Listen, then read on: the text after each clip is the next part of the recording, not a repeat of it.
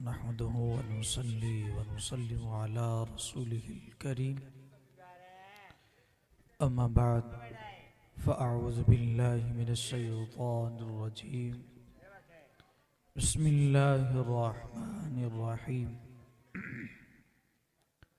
क़द क़ाल अल्लाहु तबारक व तआला फ़िल क़ुरआनिल मजीद वल फ़ुरक़ानिल हमीद वआशिरूहुन्ना बिल मारूफ सदक़ल्लाहु मौलानल अज़ीम व बल्लगना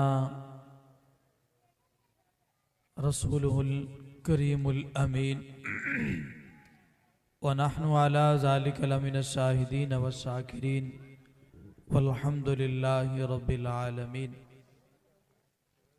क़ाल अल्लाहु तबारक व तआला फ़िल क़ुरआनिल मजीद वल फ़ुरक़ानिल हमीद फ़ी शानि हबीबिही मुख़बिरन व आमिरा इन्नल्लाह व मलाइकतहु युसल्लूना अलन नबी या अय्युहल्लज़ीना आमनू सल्लु अलैहि व सल्लिमू तस्लीमा। बारगाह रिसालत में गुलह अक़ीदत पेश करें। अस्सलातु वस्सलामु अलैका या सय्यदी या रसूल अल्लाह व अला आलिका व अस्हाबिका या सय्यदी या हबीब अल्लाह। अस्सलातु वस्सलामु अलैका या सय्यदी या रसूल अल्लाह व अला आलिका व अस्हाबिका या सय्यदी या महबूब रब्बिल आलमीन। मौला सल्ली व सल्लिम दाइमन अबदा अला हबीबिका खैरिल खल्की कुल्लिहिमीन। या रब्बी बिल मुस्तफ़ा बल्लिग मक़ासिदना वग़फ़िर लना मा मदा या वासिअल करमी। या रब्बी सल्ली व सल्लिम दाइमन अबदा अला हबीबिका खैरिल खल्की कुल्लिहिमीन। मुनज़्ज़हुन अन शरीकिन फ़ी महासिनिही फ़जौहरुल हुस्नि फ़ीहि गैरु मुनक़सिमी। या रब्बी सल्ली व सल्लिम दाइमन अबदा अला हबीबिका खैरिल खल्की कुल्लिहिमीन। मुहम्मदुन ताजु रसूलिल्लाहि कातिबतन मुहम्मदुन सादिकुल अक़वालि वल कलिमी। मुहम्मदुन ज़िक्रुहु रूहुन लिअन्फुसिना मुहम्मदुन शुक्रुहु फ़र्दुन अलल उममी। या रब्बी सल्ली व सल्लिम दाइमन अबदा अला हबीबिका खैरिल खल्की कुल्लिहिमीन। बलगल उला बिकमालिही कशफ़द दुजा बिजमालिही हसनत जमीउ खिसालिही सल्लु अलैहि व आलिही सल्लु अलैहि व आलिही। या साहिबल जमाली व या सय्यिदल बशर मिन वजहिकल मुनीर लक़द नुव्विरल कमर ला युमकिनुस सनाउ कमा काना हक़्क़ुहु बअदज़ खुदा बुज़ुर्ग तू ही किस्सा मुख्तसर। अल्लाह जल्ल मजदुहुल करीम के हम्दो सना हुज़ूर अकरम नूर मुजस्सम शफ़ी मुअज़्ज़म सल्लल्लाहु अलैहि व आलिहि वसल्लम की बारगाह नाज़ में हदिया दुरूद व सलाम पेश करने के बाद रब्बुल जलाल की पाक बारगाह में दुआ है कि खालिक़ कायनात हमारा यहाँ मिल बैठना अपनी बारगाह में कबूल व मंजूर फरमाए। रब्बुल जलाल की पाक बारगाह में दुआ है कि खालिक़ कायनात जिस जगह भी मुसलमान आबाद हैं तमाम मुसलमानों की इज़्ज़त व आबरू की हिफाजत फरमाए। बिलखुसूस फ़लस्तीन के मुसलमानों की इज़्ज़त व आबरू की हिफाजत फरमाए। उनके जान माल की हिफाजत फरमाए। कुफ़ार के जुल्मों सितम से निजात अता फरमाए। रब्बुल जलाल की पाक बारगाह में दुआ है कि खालिक़ कायनात मेरा सुनाना आपका सुनना मुंतज़िमीन का इंतज़ाम करना अपनी बारगाह में कबूल मंजूर फरमाए। बड़ी ही मुबारकबाद के हामिल है मुज़म्मिल भाई के वालिदैन कि जिन्होंने इस खुशी के मौके पर महफ़िल पाक का इनेकाद किया और ये बड़ी ही सादतमंदी है कि जिस जगह ऐसे मौके आते हैं उन जगहों पर गाना बाजा ढोल ढमक्का दीगर कई ऐसी खुराफात जो कि देखने में आती हैं, लेकिन ये एक दीन मतीन का एजाज है कि जो लोग दीन मतीन के साथ वाबस्ता हो जाते हैं वो अहबाब इस खुशी के मौके पर भी अपने रब्बुल जलाल की ज़ात बरकात की याद को ताज़ा करते हैं। और यही वो मौके हैं कि जिन मौक़ों पर इंसान ये भूल चुका होता है कि मेरा रब मुझे देख रहा है और मैंने एक दिन अपने रब की बारगाह के अंदर खड़े होना है। ये सांस कितने हैं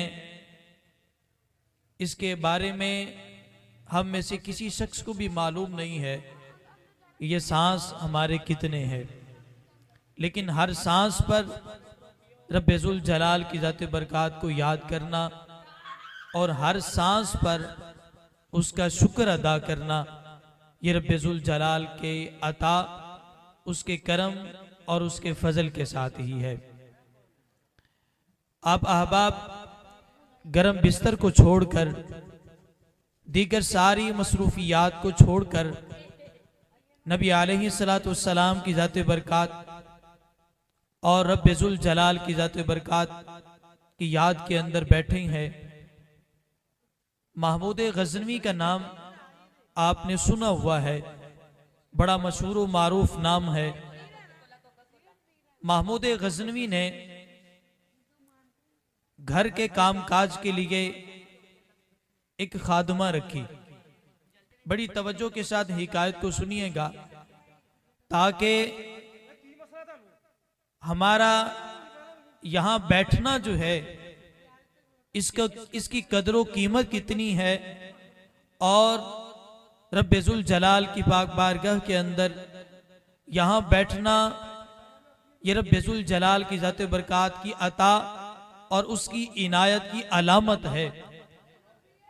महमूद गज़नवी ने जिस वक़्त घर के कामकाज के लिए खादमा घर में रखी तो उसने कहा कि मेरी कुछ शराइत है कि आपके घर का कामकाज मैं करूंगी, लेकिन कुछ शराइत हैं, अगर आप वो कबूल करते हैं तो ऐसी सूरत के अंदर मैं आपके घर के कामकाज के लिए राजी हो जाती हूं।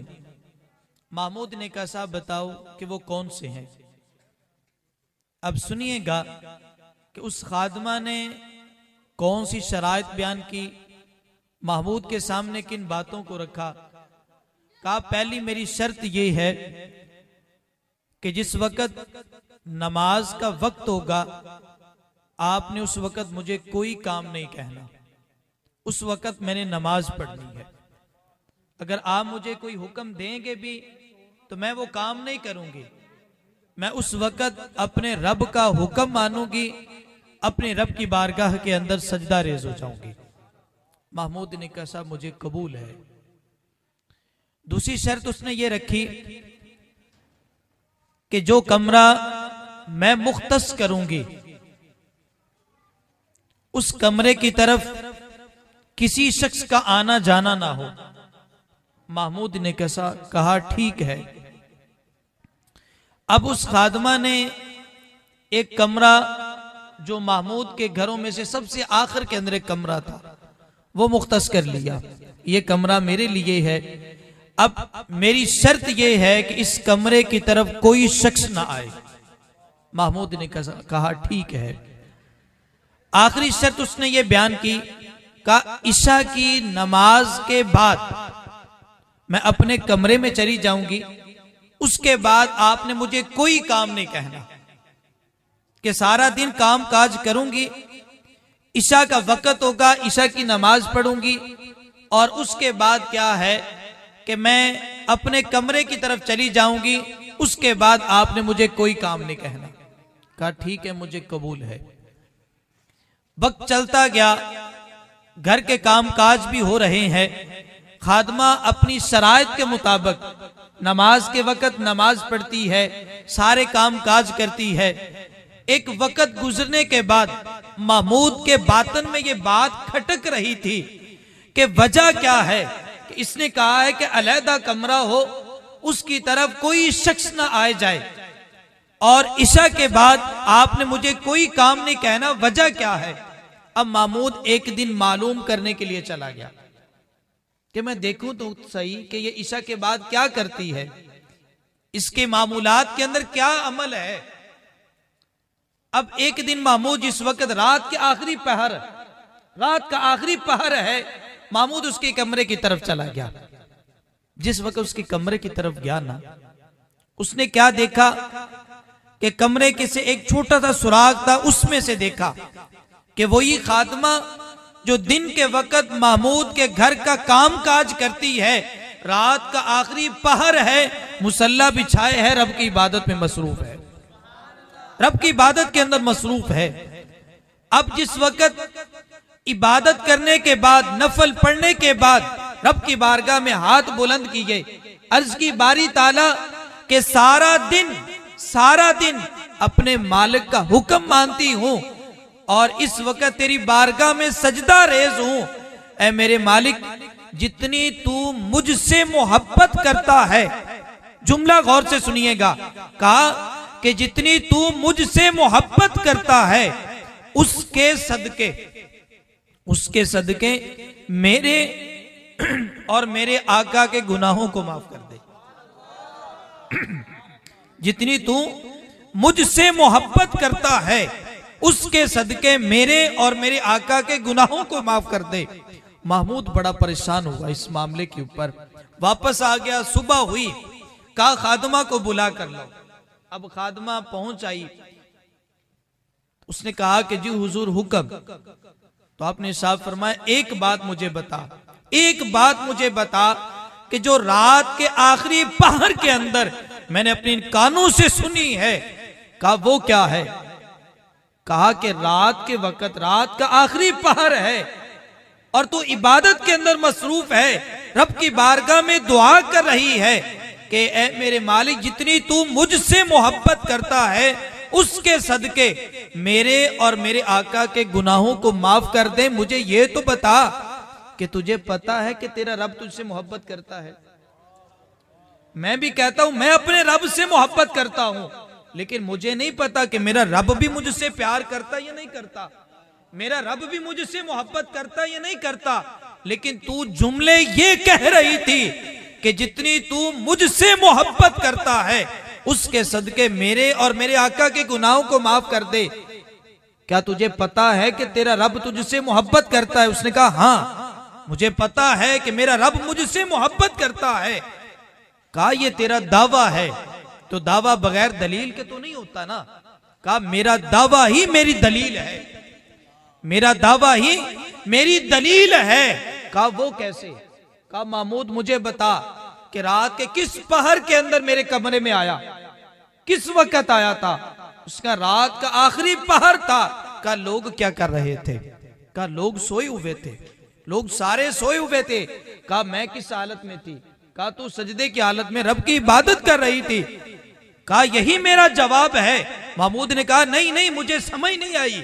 कहा ये मेरा जवाब है कि मेरा रब मुझसे मोहब्बत करता है। कहा अगर मुझसे मोहब्बत ना करता, अगर मुझसे मोहब्बत ना करता तो वो रात के आखिरी पहर अपनी बारगाह में झुकने की तौफीक ना देता, अपनी बारगाह में झुकने की तौफीक ना देता। लोग ख्वाबे गफलत में हैं, वो नींद के अंदर सोए हुए हैं, लेकिन रब का मेरे ऊपर कितना करम है, कितना फजल है कि रात के आखिरी पहर के अंदर भी मुझे सजदा करने की तौफीक अता की है। फरमाया अगर वो मोहब्बत न करता तो अपनी बारगाह में सजदा करने की भी तौफीक न देता। सजदा करने की तौफीक मिल जाना, इबादत करने की तौफीक मिल जाना, नेकी करने की तौफीक मिलना ये रब की अता के साथ है। रब की अता के साथ है कि वो रब जिसकी पसंद करता है, जिससे प्यार करता है, जिससे मोहब्बत करता है, उसको अपने बारगाह में झुकने की तौफीक अता कर देता है। तो आप सभी अहबाब बड़े खुशकिस्मत हैं, बड़े ही खुशकिस्मत हैं कि लोग किन किन कामों के अंदर मसरूफ हैं। कई ख्वाबे गफलत में हैं, कई दुनियादारी के हजारों कामों के अंदर मसरूफ हैं, लेकिन अगर आप मसरूफ हैं तो रब के जिक्र के अंदर मसरूफ है। ये रब की मोहब्बत की अलामत है कि उस रब ने अपने जिक्र के लिए आपको चुन लिया है। मुबारकबाद के हामिल हैं मुजम्मिल भाई भी कि इस खुशी के मौके पर भी रब्बुल जलाल के जिक्र के अंदर खुद भी मशगूल हैं और हमें भी ये मौका मैसर अता किया है कि हम भी रब्बुल जलाल की ज़ात बरकात के जिक्र के अंदर मशगूल हैं। याद रखिएगा, सहाबा इकराम अलैहिम रिदवान की आपस में बाहमी मोहब्बत की मिसाल नहीं है। जितनी उनकी आपस में मोहब्बत थी उसकी दुनिया जहान के अंदर मिसाल नहीं है। जितनी सहाबा इकराम अलैहिम रिदवान आपस में एक दूसरे से प्यार और मोहब्बत करते थे। कई लोगों ने ऐसी बातें लिखी हैं कि हुजूर अलैहिस्सलाम की बेटी का हक गस्ब करने की वजह से सय्यदुना सदीक अकबर रज़ियल्लाहु ताला अन्हु गासिब हुए हैं, अहले बैत तहार के ऊपर जुल्म किया है, अहले बैत तहार के दुश्मन है। और कई लोगों से आपने ये भी बातें सुनी हुई हैं हज़रत उमर फारूक रज़ियल्लाहु ताला अन्हु की ज़ात बरकात के बारे में कि हज़रत उमर फारूक रज़ियल्लाहु ताला अन्हु की ज़ात बरकात ने हज़रत फातिमा के ऊपर दरवाज़ा गिरा दिया, फलां फलां, पता नहीं कितनी ही बातें करते हैं। अब याद रखिएगा एक बात, याद रखिएगा बात, आप सभी अहबाब ने गार का वाकया सुना हुआ है ना, गार का वाकया सुना हुआ है और हिजरत का वाकया जो स्कूल की किताबें हैं उनके अंदर भी मौजूद है। अब हिजरत के मौके पर सय्यदुना सदीक अकबर रज़ियल्लाहु ताला अन्हु की ज़ात बरकात हुजूर के साथ है ना, हुजूर के साथ थे। अब बड़ी तवज्जो के साथ सुनिएगा कि जिस वक्त गारे सौर के अंदर हुजूर अलैहिस्सलाम की ज़ात बरकात और सय्यदुना सदीक अकबर रज़ियल्लाहु ताला अन्हु ज़ात बरकात मौजूद है, काफिर गार के मुंह के पास पहुंचाए, गार के दाहिने पर है। सय्यदुना सदीक अकबर रज़ियल्लाहु ताला अन्हु ने अर्ज की, या रसूल अल्लाह, अगर इनमें से कोई एक शख्स भी, इनमें से कोई एक शख्स भी अपने कदमों की तरफ देख ले, अपने कदमों की तरफ देख ले, तो या रसूल अल्लाह सल्लल्लाहु अलैहि वसल्लम ये हमें देख लेंगे, ये हमें देख लेंगे। हुजूर अलैहिस्सलाम का वो जुमला जिसको कुरान करीम ने बयान फरमाया, इज़ यकूलु लिसाहिबिही, कि जब दो में से दूसरे ने अपने साहिब से कहा, क्या कहा, ला तहज़न इन्नल्लाह माना, गम न कर, अल्लाह हमारे साथ है। फिर बोलिए, अल्लाह हमारे साथ है। ये जुमला हुजूर अलैहिस्सलाम की ज़ात बरकात ने सय्यदुना सदीक अकबर रज़ियल्लाहु ताला अन्हु की जात से कहा। अब काफिर किस जगह पे हैं? गार के ऐन मुंह के करीब है, मुंह के पास पहुंचे हुए हैं। अब हुजूर अलैहिस्सलाम की ज़ात बरकात ने साफ फरमाया, अल्लाह हमारे साथ है। वो रब हुजूर से कितना प्यार करता है, कितनी मोहब्बत करता है, कितनी मोहब्बत करता है, मिसाल नहीं है। तवज्जो के साथ सुनिएगा कि रब्बुल जलाल की ज़ात बरकात किन की हिफाजत फरमा रहा है? हुजूर अलैहिस्सलाम के सदीक अकबर की हिफाजत कर रहा है ना। रब्बुल जलाल की ज़ात बरकात इतना गयूर है, इतना ही मोहब्बत और इतना प्यार करता है कि वो रब गार के अंदर दुश्मनों को दाखिल नहीं होने देता। वो रब गार में दुश्मनों को दाखिल नहीं होने देता। वो रब इतना प्यार करता है, इतनी मोहब्बत करता है कि गार में दुश्मनों को दाखिल नहीं होने देता, मेजार में दाखिल होने देगा, मेजार में दाखिल होने देगा। नहीं नहीं नहीं, जो रब गार में दाखिल नहीं होने देता वो मेजार में भी दाखिल नहीं होने देगा। पता चला कि गार में भी मोहब्बत वाले हैं और मेजार में भी मोहब्बत वाले हैं, कि मेजार में भी मोहब्बत वाले हैं और गार में भी मोहब्बत वाले थे। तो लिहाजा इस एतबार से नतीजा यही निकलता है कि हजूर अलैहिस्सलाम की आल के साथ, हजूर की औलाद के साथ इनकी बड़ी मोहब्बत थी, बड़ा प्यार था, जिसकी मिसाल दुनिया जहान में नहीं है। सैयदुना सदीक अकबर रज़ियल्लाहु ताला अन्हु की ज़ात बरकात की अज़मत व फजीलत को जितना भी बयान किया जाए, जितना भी बयान किया जाए वो कम है। रियादुन नदरा फी मनाकिब अशरा मुबशरा के अंदर हदीस मुबारक मौजूद है। सैयदुना जिब्रील अलैहिस्सलाम बारगाह रिसालत के अंदर हाजिर हुए। जब हजूर अलैहिस्सलाम की बारगाह के अंदर हाजिर हुए ना, हजूर अलैहिस्सलाम के करीब से सैयदना सदीक अकबर रज़ियल्लाहु ताला अन्हु का गुजर हुआ। हजूर अलैहिस्सलाम से जिब्रील अलैहिस्सलाम ने पूछा, या रसूल अल्लाह सल्लल्लाहु अलैहि वसल्लम, क्या आप इस शख्स को जानते हैं? क्या आप इस शख्स को जानते हैं? ये कौन है? तो हजूर अलैहिस्सलाम ने साफ फरमाया कि ये अबू बकर है, ये अबू बकर है। अर्ज की या रसूल अल्लाह सल्लल्लाहु अलैहि वसल्लम कि ये दुनिया के अंदर भी सिद्दीक हैं, आसमानों में भी सिद्दीक है। दुनिया में भी सिद्दीक है, आसमानों के अंदर भी सिद्दीक हैं।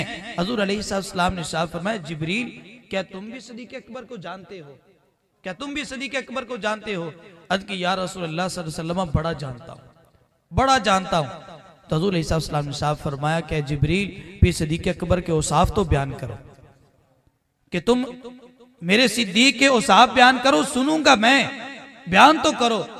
अब जिब्रील अलैहिस्सलाम क्या कहते हैं? सय्यदुल मलाइका सैयदना जिब्रील अलैहिस्सलाम अर्ज कहते हैं, या रसूल अल्लाह सल्लल्लाहु अलैहि वसल्लम कि अगर मैं आपकी बारगाह के अंदर, आपकी बारगाह के अंदर बैठकर हजरत नूह अलैहिस्सलाम की उम्र के बराबर, हजरत नूह अलैहिस्सलाम की उम्र के बराबर या रसूलुल्लाह सल्लल्लाहु अलैहि वसल्लम बैठकर सदीक अकबर के औसाफ बयान करता रहूं, वो उम्र जो नूह अलैहिस्सलाम को रब्बुल जलाल ने अता की है, वो वक़्त तो खत्म हो सकता है, सदीक अकबर के औसाफ खत्म नहीं हो सकते। सदीक अकबर रज़ियल्लाहु ताला के औसाफ खत्म नहीं हो सकते।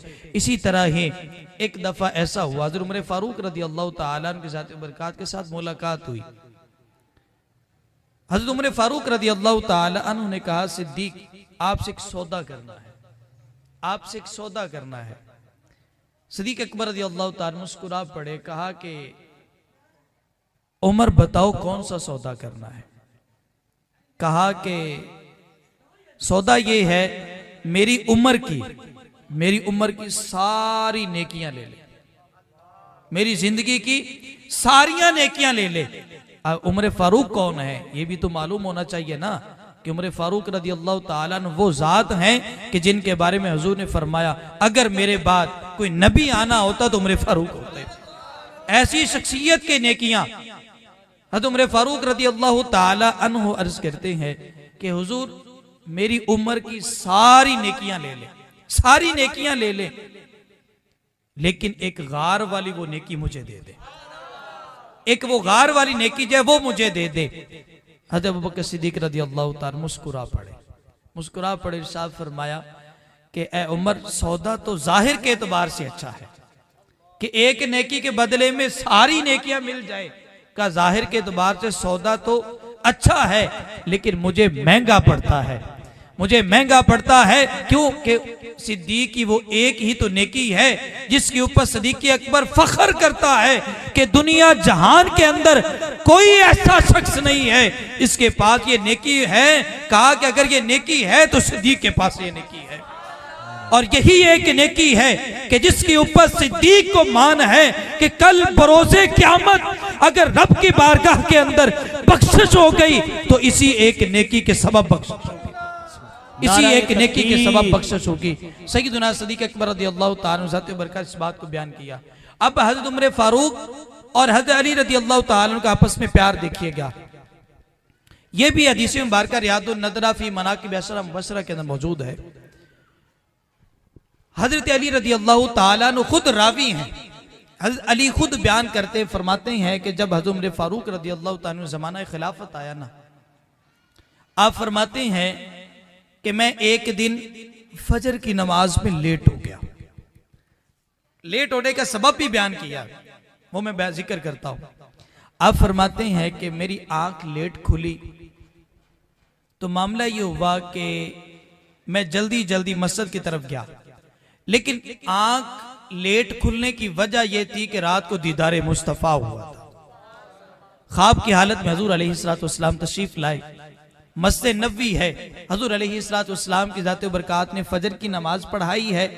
फजर की नमाज पढ़ाने के बाद हजूर अलैहिस्सलाम मिंबर के साथ टेक लगाकर बैठ गए। मिंबर के साथ टेक लगाकर बैठ गए। जिस वक्त मिंबर के साथ टेक लगाकर बैठे, आप फरमाते हैं कि उसी दौरान ही एक खातून आई, उसके पास टोकरा एक खजूरों का है, बारगाह रिसालत में पेश कर दिया। हजूर अलैहिस्सलाम की बारगाह में पेश किया। हजूर अलैहिस्सलाम ने एक खजूर पकड़ी और हजरत अली से कहा, अली खाओगे? अर्ज की, या रसूलुल्लाह सल्लल्लाहु अलैहि वसल्लम, आपके हाथ मुबारक से मिले तो अली कैसे इनकार करे। तो हजूर अलैहिस्सलाम ने वही खजूर अपने हाथों से हजरत अली के मुंह के अंदर डाल दी। हजरत अली कहते हैं मैंने उसे खा लिया। हजूर अलैहिस्सलाम ने एक दूसरी खजूर उठाई और दूसरी खजूर जो है उसके बारे में साफ फरमाया, अली खाओगे? अर्ज की, जी या रसूलल्लाह। हजूर अलैहिस्सलाम ने वो खजूर भी मेरे मुंह के अंदर डाल दी। आप फरमाते हैं मैंने वो खजूरें खाई, आंख खुली, जायका अभी तक उसी खजूर का मुंह के अंदर मौजूद है। दिल में ख्याल पैदा हुआ कि चलता हूं हज़रत उमर फारूक रज़ी अल्लाह तआला की ज़ात को ये रात वाला ख्वाब बयान करूंगा। ये रात वाला ख्वाब जो है आपकी बारगाह के अंदर अर्ज करूंगा। आप फरमाते जल्दी जल्दी मस्जिद में पहुंचा, नमाज अदा की। हजरत उमर फारूक रज़ी अल्लाह तआला ज़ात बरकत नमाज की अदायगी के बाद आप फरमाते हैं कि आप भी मिंबर के साथ टेक लगाकर बैठ गए। आप फरमाते रात को ख्वाब के अंदर भी हजूर अलैहिस्सलाम नमाज की अदायगी के बाद मिंबर के साथ टेक लगाकर बैठ गए थे। अब मैं तस्वीर देख रहा हूं, वो नजारा देख रहा हूं कि जिस अंदाज से रात को ख्वाब की हालत में हजूर बैठे थे वैसे ही उमर फारूक बैठे हुए हैं, वैसे ही उमर फारूक बैठे हुए हैं। आप फरमाते हैं मैं दिल में सोच रहा था कि ये ख्वाब उमर फारूक को बयान करूंगा, ये रात वाला ख्वाब आपकी बारगाह में अर्ज करूंगा। अब मामला ये हुआ कि एक खातून आई, उसने भी हज़रत उमर फारूक रज़ी अल्लाह तआला की बारगाह के अंदर खजूरें पेश की। कहा जिस वक्त मैंने उस टोकरे को देखा हू बहू उसकी सूरत वही वाली थी जो रात के ख्वाब के अंदर देखी थी। कहा खजूरें देखी तो खजूरों की क्वालिटी और वही उम्दा खजूरें जो रात को ख्वाब में थी वही खजूरें थी। कहा जिस वक्त रख दी गई आपकी बारगाह के अंदर तो हजरत अली रज़ी अल्लाह तआला करीब थे। कहा कि मैं ये ख्वाब ना हज़रत उमर की बारगाह में बयान करूंगा। हज़रत उमर फारूक रज़ी अल्लाह तआला ने एक खजूर उठाई और कहा कि अली खाओगे? अब आप कहते हैं कि मैं रात का ख्वाब भी सोच रहा था और ये अंदाज भी देख रहा था। आपने खजूर उठाई और कहा अली खाओगे? अर्ज की जी। आपने उसी तरीके से मेरे मुंह के अंदर वो खजूर डाल दी। कहा जब मैंने खजूर खाई तो वही जायका था जो रात को हुजूर अलैहिस्सलाम के हाथ मुबारक से खजूर मिली थी, वही जायका था। कहा मैंने खा ली। हज़रत उमर फारूक रज़ी अल्लाह तआला दूसरी खजूर उठाई, वो भी हज़रत अली के मुंह के अंदर डाल दी। अब मामला ये होगा बकिया खजूरें हज़रत उमर फारूक रज़ी अल्लाह तआला फरमाया कि इन्हें तकसीम कर दो। अब सहाबा किराम आलिम रिदवान के दरमियान खजूरें तकसीम हो रही हैं। हज़रत अली के बातन में ख्याल चल रहा है कि उमर एक और खजूर दे दे, कि उमर एक और खजूर दे दे तो मजा आ जाएगा। आप फरमाते हैं कि उमर फारूक रज़ी अल्लाह तआला मेरी तरफ चेहरा किया और मुस्कुरा पड़े और कहा कि अली रात को अगर हुजूर तीसरी खजूर देते तो मैं भी तीसरी देता। जब रात को हुजूर ने 2 खजूरें दी हैं और मुझसे तीसरी का मुतालबा कर रहा है, मुझसे तीसरी का मुतालबा कर रहा है। आप फरमाते हैं मैंने अर्ज की कि ए उमर ये तो ख्वाब मैंने अभी किसी से बयान भी नहीं किया, ये तो ख्वाब मैंने अभी किसी से बयान भी नहीं किया है। आपको कैसे पता चला? आपको कैसे पता चल गया? हज़रत उमर फारूक रज़ी अल्लाह ने साहब फरमाया कि अली ये हदीस सुनी तो ही है हजूर से। कहा कौन सी? कहा इत्तकू फिरासतुल मुमिनी फइन्नहु यंजुरु बिनूरिल्लाह, के मोमिन की फिरासत नजरी से बचो, बेशक वो अल्लाह के नूर से देखता है, अल्लाह के नूर से देखता है। हजरत अली कहते हैं कि ए उमर हम पहले भी जानते थे कि उमर की जुबान पर हक बोलता है, आज जान चुका हूं कि उमर की नजर का भी क्या कमाल है, कि उमर की नजर कितनी दूर तक पहुंचती है। चूंकि ये शादी की महफिल है, हजूर अलैहिस्सलाम ने साफ फरमाया तुम में से बेहतरीन वो शख्स है, तुम में से बेहतरीन वो शख्स है जो अपने अहल के लिए बेहतर है, जो अपने अहलो अयाल के लिए बेहतर है, और मैं तुम में से सबसे ज्यादा बेहतर हूं क्योंकि मैं अपने अहल के लिए बेहतर हूं, मैं अपने अहल के लिए बेहतर हूं। ये निकाह एक इसार है, ये निकाह एक इसार है, और इसार कुर्बानी को कहते हैं, और ये कुर्बानी औरत अदा करती है, ये कुर्बानी ये औरत देती है। और वो क्या है कि वो अपने वालिदैन को, अपने भाइयों को, अपनी बहनों को, सबको छोड़कर वो इस शख्स के बंधन में बंध जाती है, वो आपके घर में आ जाती है। अब आपके ऊपर लाजम है जिस अंदाज से आप अपनी बहनों को रखते हैं उनका अदब एहतराम, और इसी तरह अगर आप ये चाहते हैं कि मेरी बहन किसी दूसरे के घर में जाए और उसे तकलीफ ना पहुंचे, उसे तकलीफ ना हो, तो फिर आप भी गौर करें कि वो खातून जो आपके घर में आई है वो किसी की बहन है, किसी की बेटी है। जब आप नहीं चाहते कि मेरी बहन को तकलीफ ना हो, तो कोई और शख्स भी नहीं चाहता कि मेरी बहन को तकलीफ हो। इसलिए आपस में प्यार और मोहब्बत के साथ, इसी तरह वालिदैन के लिए भी ज़रूरी है कि जिस तरह आप अपनी बेटियों की तलख कलामी को बर्दाश्त करते हैं, उनकी तरफ से कोई ऐसी बात हो जाती है तो बर्दाश्त करते हैं, तो वो भी किसी की बेटी है। अगर किसी वक्त उसकी जुबान से चंद जुमले निकल जाएं तो बेटी समझकर उसे माफ कर दिया जाए। अगर बाप के बारे में, ससुर के बारे में अगर वो ऐसी कोई बात कह दे तो सिर्फ ये कहकर, ये सोचकर दरगुजर कर दे कि वो भी किसी शख्स की बेटी है और मेरी भी बेटी किसी के घर के अंदर है। अगर उसे तकलीफ पहुंचेगी तो मुझे तकलीफ पहुंचेगी, अगर इसे तकलीफ पहुंचेगी तो उसके वालिद को भी तकलीफ पहुंचेगी। इस बात को आपने गौर व फिक्र रखना है। और इसी तरह हजूर अलैहिस्सलाम की ज़ात बरकात के घर के मामलात हम लोगों के सामने बयान करते हैं कि हजूर अलैहिस्सलाम अपने घर का काम काज खुद कर लिया करते थे, अपने घर का काम काज खुद कर लिया करते थे। आज हमारा माशरा एक ऐसे अंदाज से चल पड़ा है, अगर कोई शख्स अपने घर का काम काज कर ले तो पंजाबी के अंदर कहा जाता है ये रन मुरीद बन गया, ये तो रन मुरीद बन गया है कि अब क्या ये घर का काम काज करता है। नहीं भाई नहीं, घर का काम काज करना अगर आप ये समझ कर करते हैं, ये समझ कर करते हैं कि मेरे आका ने भी अपने घर का काम काज किया है, मेरे आका ने भी घर के मामलात को देखा है, तो फिर अगर इस सोच के अंदर आप रहेंगे तो यकीन जानिए घर जन्नत की तरह लगेगा, आपको घर जन्नत की तरह लगेगा। और अगर आप ये समझेंगे कि खतून को पाँव का जूता बनाकर रखो तो घर में लड़ाइयाँ जरूर बनेंगी। खतून कहेगी कि किसी तरीके से मेरा शोर मेरी मुट्ठी के अंदर रहे, जो मैं कहूँ वही वो माने, मेरी हाँ में हाँ उसकी ना में ना रहे, तो फिर ऐसी सूरत हाल के अंदर फसाद ही बरपा होंगे, फसाद बरपा होंगे। इसलिए ये बातें छोड़ दें, ये बातें छोड़ दे, बल्कि इस बात की तरफ आ जाए कि वो बीवी है आपकी, और कुरान करीम ने हुन्ना लिबासुल लकुम व अंतुम लिबासुल लहुन, कि आप उसके लिए लिबास हैं और वह खतून आपका लिबास है। दोनों एक दूसरे के लिबास हैं, दोनों एक दूसरे की पर्दापोशी करें तो घर के मामला चलेंगे। लेकिन अगर एक शख्स बैठे वो उसके कान भर दे, और वो आए अपनी खतून पे बरस पड़े, और खतून किसी के पास बैठे उसके कान भर दिए जाएं, तो वो अपने शोहर के साथ लड़ना झगड़ना शुरू कर दे, तो अगर ये मामला चलते रहेंगे तो घर का मामला जो है वो सही नहीं चलता। मैं 3 बेटियां और 1 बेटे का बाप हूं, मेरी 3 बेटियां 1 बेटा है। रब्बुल जलाल की ज़ात बरकात का करम और फजल है, यकीन जानिए ये दीन की बरकत है, दीन की बरकत है कि मेरी शादी को तकरीबन 15 साल हो गए हैं, मेरी शादी को 15 साल हो गए हैं। एक दिन भी हमारे मियाँ बीवी के दरमियान तलख कलामी नहीं हुई, एक दिन भी ऐसा नहीं आया कि जिसके अंदर हमारे दरमियान में तलख कलामी हुई हो। अगर कोई मामला हो भी जाता तो बैठकर सुलझा लिया करते थे। उसकी वजह क्या है, उसे पता है कि मेरे शोहर के हुकूक क्या है, क्योंकि मेरी जो बेगम है वो भी फाजिल अरबी की हुई है, दर्स निज़ामी की हुई उसने।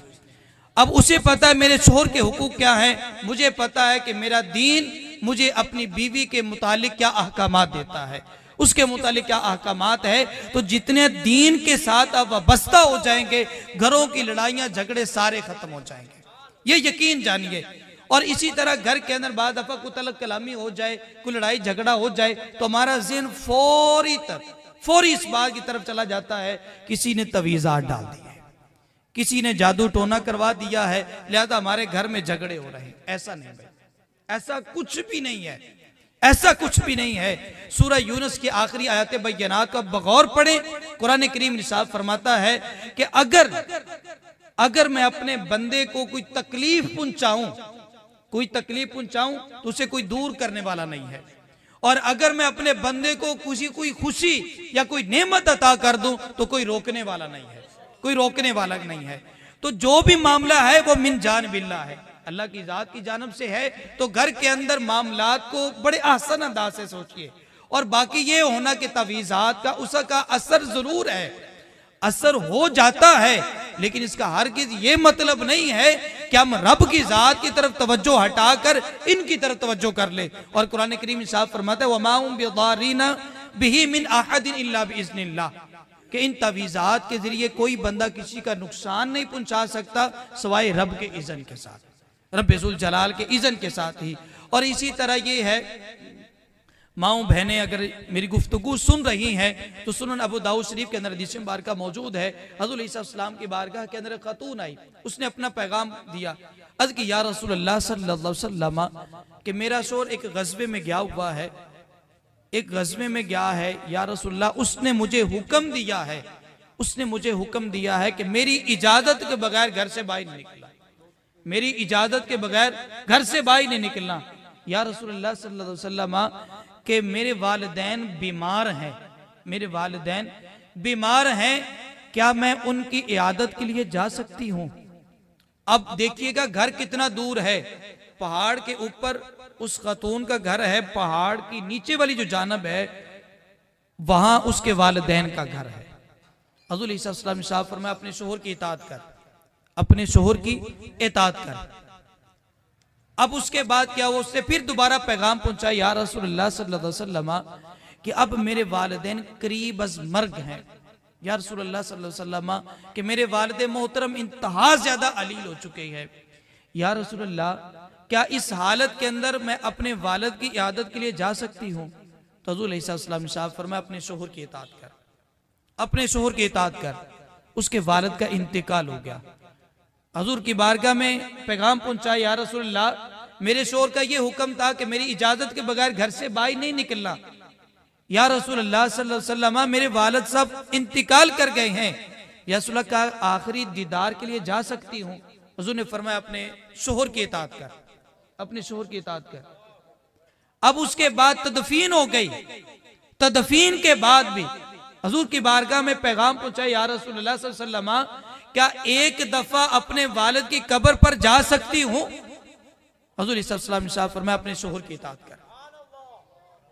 अब देखिएगा कि मामला कहां तक पहुंच गया। कहा अपने शोहर की इताअत करो। दूसरे दिन हजूर अलैहिस्सलाम की जाते बरकात ने पैगाम पहुंचाया, कहा उस औरत को जाकर खुशखबरी दे दो, उस औरत को जाकर खुशखबरी दे दो कि रब्बे ज़ुल जलाल की जाते बरकात ने उसके वालिद को बेटी की शोहर की इताअत करने की वजह से माफ कर दिया है, उसे बख्श दिया है। यानी बेगम अपनी शोहर की इताअत करती रही, उसके सबब रब्बे ज़ुल जलाल की जाते बरकात ने उसके वालिद की बख्शिश फरमा दी। अब यहां तक के मामलात हैं कि बीवी को जब इन चीजों का इल्म होगा कि मेरे शोहर के हुकूक क्या हैं और उसके ऊपर मुझे अजर सवाब कितना मिलेगा, कितना अजर सवाब मिलेगा, तो फिर ऐसी सूरत हाल के अंदर बीवी जरूर बजरूर क्या है अपने शोहर की इताअत करेगी। लेकिन हुआ क्या है, हमारा माशरा किस तरफ चला गया है? बेटियों में से अक्सर बेटियां हमारी ऐसी हैं जो कुरान नहीं पढ़ी हुई, कुरान पाक नहीं पढ़ी हुई। और अगर आप दही इलाका जहाज की तरफ चले जाएं, वहां पर क्या करते हैं, जिस वक्त बेटी को घर से विदा करते हैं तो कुरान का साया करते हैं, ऊपर कुरान पाक करते हैं, कुरान पाक का ऊपर साया करते हैं। क्या करते हैं, कुरान के साये के अंदर हमने अपनी बेटी को घर से विदा किया है। सोचने वाली बात यह है कि बेटी के सर के ऊपर कुरान का साया तो किया है, क्या कुरान की तालीम भी दिलवाई है कि कुरान क्या कह रहा है, कुरान किन चीजों के अहकामात दे रहा है, उसके बारे में बेटी बेखबर है। बेटी अपनी फर्जी उलूम जो हैं उनसे बेखबर है। तो आज की महफिल के आखिर के अंदर पैगाम ये है कि अपनी बेटियों को दीन के साथ वाबस्ता करें। दुनियावी तालीम दिलवाना कोई हराम नहीं है, जायज है, लेकिन सिर्फ और सिर्फ दुनिया ही ना रखें, बल्कि अपनी बेटियों को दीन के साथ वाबस्ता करें। क्योंकि अगर औरत पढ़ी लिखी है, औरत दीनदार है, तो औलाद दीनदार बनती है। क्यों कि पहली दरसगाह जो है वो माँ की गोद है, माँ की गोद है। तो जहां से जब तरबियत मिलेगी, अच्छी तरबियत मिलेगी, तो उसके बातन के अंदर इसके मुस्तफ़ा भी होगा, हजूर की आल की मोहब्बत भी होगी, हजूर के असहाब की मोहब्बत भी होगी, और फिर उसके बाद शोहर के हुकूक की पासदारी भी करेगी। रब्बे जुल जलाल की बारगाह में दुआ है कि खालिक़े कायनात जो कुछ सुनाया है अपनी बारगाह में कबूल व मंजूर फरमाए, और हमें उस पर अमल करने की भी तौफीक अता फरमाए। वाखिर दावाना।